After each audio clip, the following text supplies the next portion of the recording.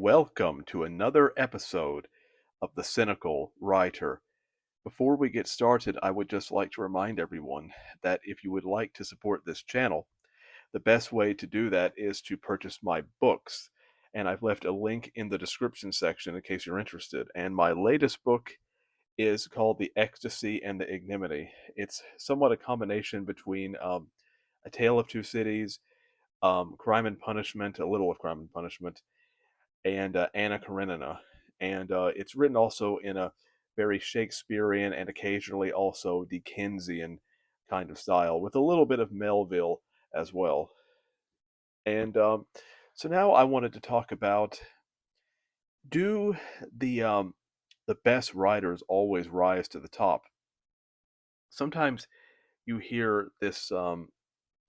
If I'm looking at the microphone every now and then, it's because it may be on low power, so I'm making sure it's not going to turn off. But anyway, the there's this common belief that the best writers always rise to the top, that the cream will rise, so to speak. But I think that's a foolish and just naive view. There are so many talented people that I know of today and the past, who are far more talented um, than the people who are, let's say, the most successful, and yet they just haven't received a break. Because so much of success has nothing to do with talent.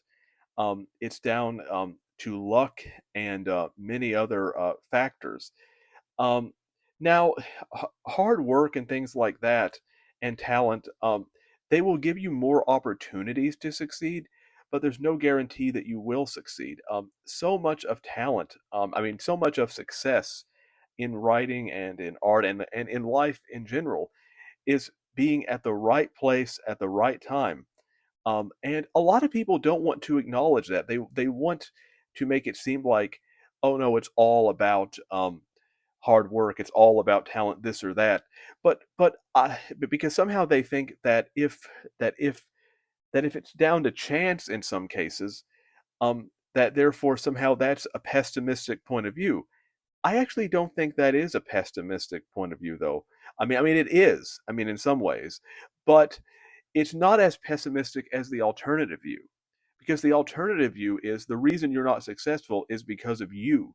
There's something wrong with you. That's why you're not successful. Um, and to me, that can be very disparaging because it places all of the blame on yourself and none on society or the system. Because we live in a world where there's so much self-help, where it's all about blaming the individual. So society doesn't have to do anything. So your neighbor doesn't have to lend you a hand. And to me, no, it's not that individual participation isn't a factor. I mean, people can go two ways with this.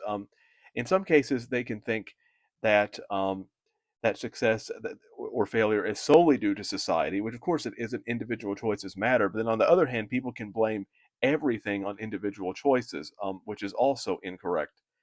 But there's so much, especially nepotism. It's about who you know and not necessarily who is the most talented. Like I'll guarantee you that in most cases, that is that if someone, let's say, is hiring, if you have someone who's hiring someone at a company, or this is beyond writing, but or they're, let's say, they're wanting to work with someone at a book festival or a publisher or whatever, that they will go with they will go most of the time with the person that they know over the person who is talented. Now, some reason they'll say they do that because they feel more comfortable doing that.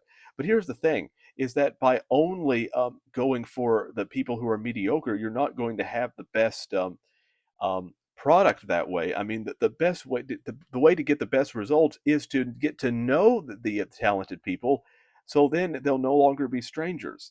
And so there's just so much into there's just so much has to do with luck. And like I'll give you an example of how the talented people can be disadvantaged. Like, let's say you have, just for the sake of arguing, let's say you have, let's say, someone who their dream is to be a movie actor, and they live in Oklahoma. Well, obviously, that they're probably not going to. There's not a lot of opportunities to work in film in Oklahoma. And so if they want to work in film, they need to go to Los Angeles. So let's say that they say, of course, I know now there's several other places you can go, but I'm trying to simplify this. So let's say they save up enough money to go to Los Angeles for a few months and see if they can catch a break. And then so they go to Los Angeles, they try to find work, and maybe they get lucky and they do, and they stay in Los Angeles. But perhaps after 6 months, they don't have any luck. They don't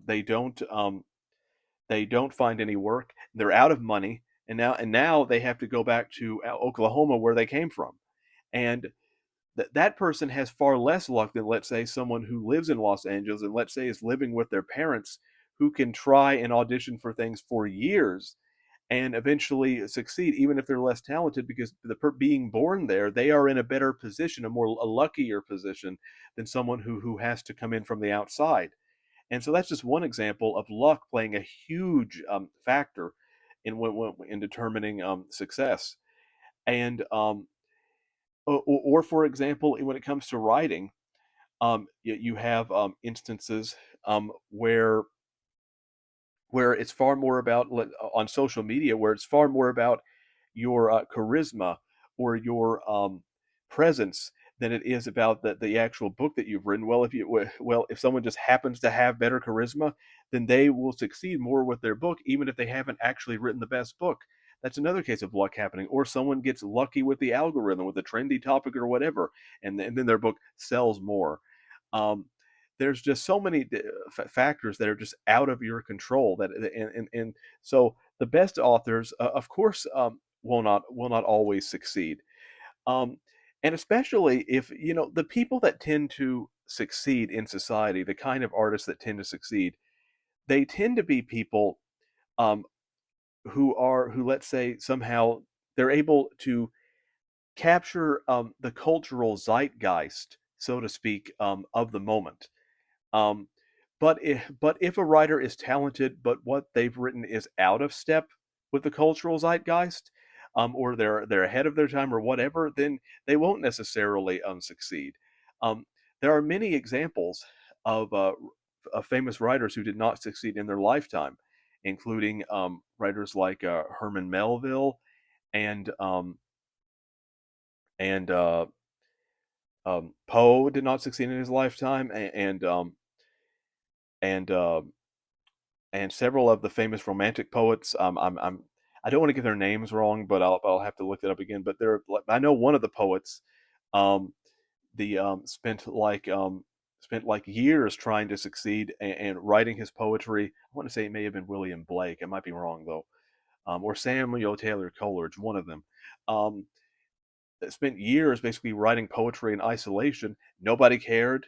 Um, so much of success, of writing success, has to do with reputation and how someone is perceived, far more than what they've actually written or done. Even when it comes to our taste in classic literature, so much of it is because certain writers have been hyped up by the literary canon, by critics throughout millennia, and we've been trained to see these writers as good. I'm not saying that they're not good. In many cases, they are, but that puts blinders on when it comes to people who may be just as good or even better, who haven't had that kind of treatment. Um, and in that case, I actually believe it is entirely possible. It is entirely possible that there actually may be writers now and of the past who may be even better than the writers of the literary canon, but because they didn't have any luck or receive any attention, we don't know their names. But it's entirely possible there are writers who are better, but they just never received the attention that they deserved.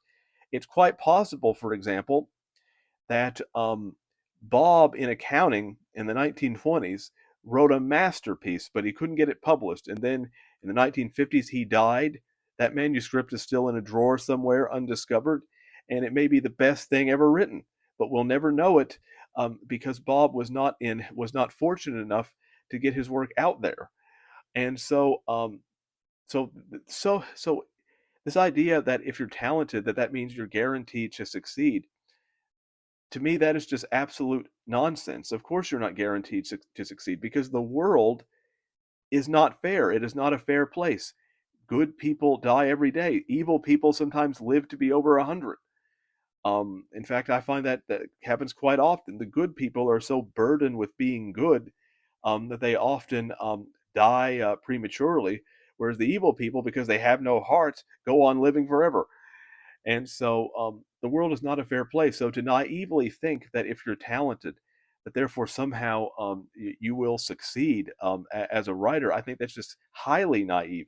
But and I may sound pessimistic here, although this is called the cynical writer, but I really don't want to be because I think it is highly freeing because then you can come to the conclusion that it isn't your fault that you haven't had success as a writer. That in some cases, and I know this is going to sound harsh, but in some cases, it's just you may have a public that is so. The trouble is that when it comes to writers trying to succeed, is that the, the public for the most part is not interested in complex literature whatsoever, and therefore, especially nowadays, and therefore, I'm not talking about the past so much now, but and so in order to succeed, you have to kind of sift through the trash and like reach the people who would be genuinely interested in your work. But there's so much noise that it's very difficult for many writers to sift through the trash so they can find the people who are interested. And so in some cases, I know some people say, oh, you should never blame the public. But in some cases, you just have an ignorant and uncultured public. And the people who are not ignorant and uncultured are hard to find. And usually the writers that can succeed are the people who manage to find those people and bring them in.